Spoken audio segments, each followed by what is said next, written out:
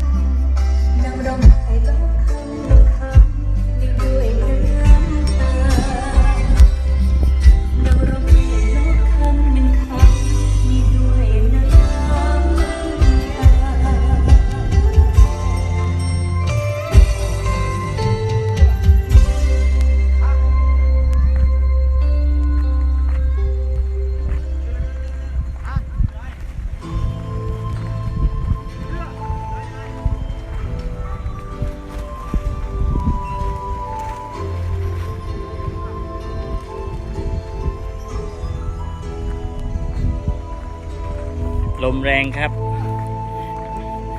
ต้องเสริมความแข็งแรงสลิงเด็กยันลมแรงมากครับ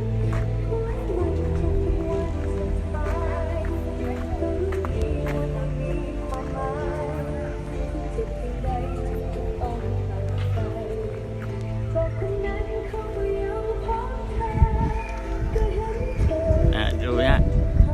สลิงเป็นร้อยเส้นนะไม่รู้จะอยู่ไหมครับจอ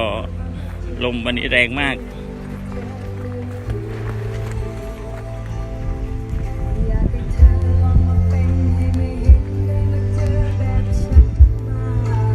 เบื้องหลังครับนี่ดูกระแสลมแรงจริงๆครับวันนี้ต้องเสริมดังนั้นเสียงวันนี้ก็เปิดดังไม่ได้นะครับต้องลดเพราะว่าโดนร้องเรียน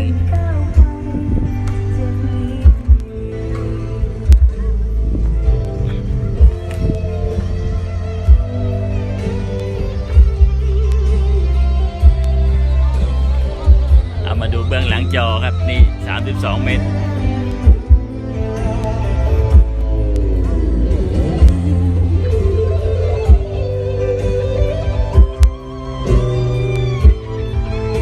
ลมแรงจริงๆครับวันนี้ไม่รู้จะกางจอได้ไหมต้องเสริมทั้งเหล็กยันทั้งสลิง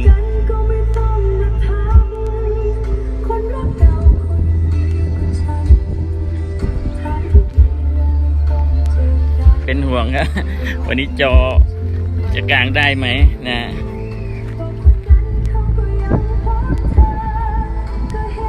ลมจากข้างหลังครับจอก็โป่งถ้ามาจากข้างหน้ายังไม่ค่อยน่ากลัวค่ะจากข้างหลังจอจะกางไม่ได้ต้องเอาผ้าใบปิดหลังจอก็ยังไม่อยู่ค่ะแรงจริงๆ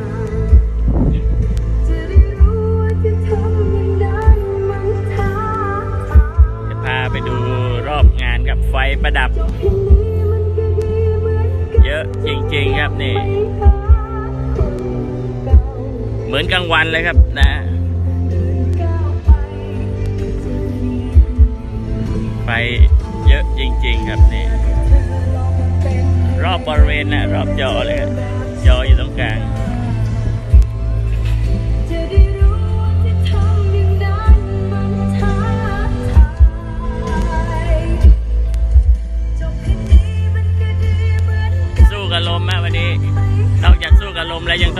แสงไฟครับไฟประดับ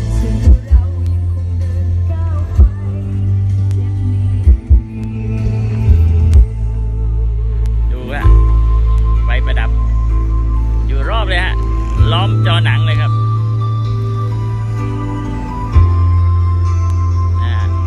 ข้างหลังก็มีฮะด้านโน้นถ้าเป็นเครื่องฉายธรรมดานี่มองไม่เห็นรูปแน่ครับถึงขนาดเครื่องฉายเลเซอร์ของเรา15,000 ลูเมนยังแทบเอาไม่อยู่ฮะบรรยากาศงานครับที่วัดหลักสี่ราชสโมสรอำเภอบ้านแพ้วสมุทรสาครครับงานนี้เราเน้นฉายหนังครับ2 ทุ่มนี่ฉายเลยฮะคืนละ2 เรื่องเจ้าบอกว่าอย่าแทรกเข้ามาวุ่นวายแฟนเก่าจอ32 เมตรครับแฟนเก่าหักแท้มันกินบ่ได้เจ็บจนน้ำตาไหลเมื่อได้ฟังคำบอกลากาบวนละน้องกระซิบละ ดู power ฮะนี่เปิดเสียงอยู่นะแต่เปิดได้แค่นี้ฮะ power ไม่ทำงานเลยเขาไม่ให้เปิดดังครับ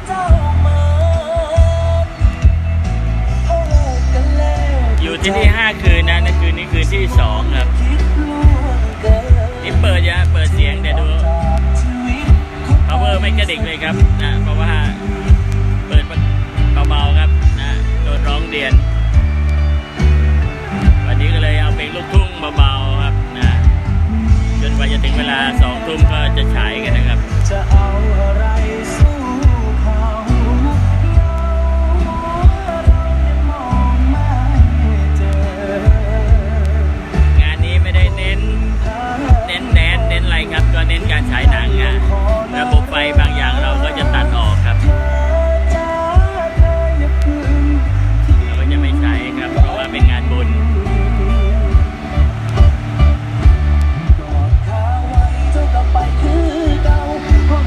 power ไม่ทำงานเลยครับไฟไม่กระดิกเลยครับนี่เปิดอยู่ฮะ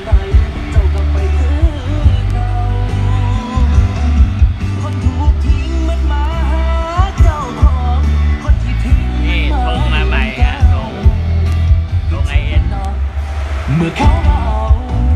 เรามีแค่ตัวเปล่าอย่าไปสู่เขาให้เสียเวลาIS ธงใครอยากได้มั่งไฟประดับครับเนี่ยรอบบริเวณอลังการจริงๆฮะวัดหลักสี่อำเภอบ้านแพ้วครับสมุทรสาครคืนนี้เป็นคืนที่2ครับนะเราอยู่ที่นี่5 คืนนะครับ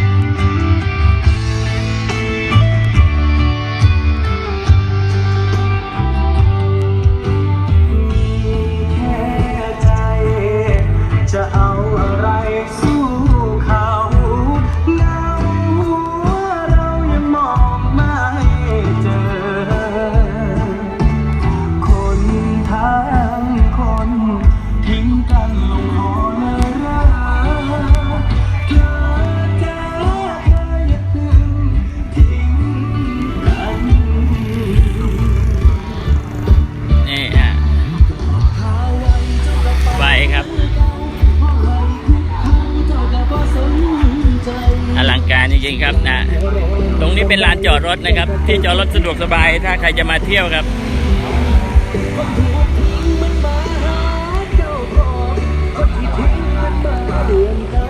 กลางคืนนี่เหมือนกลางวันนะเพราะว่ามันสว่างสวยไปหมดครับ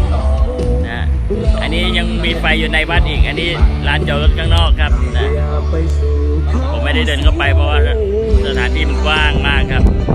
นี่ดูฮะ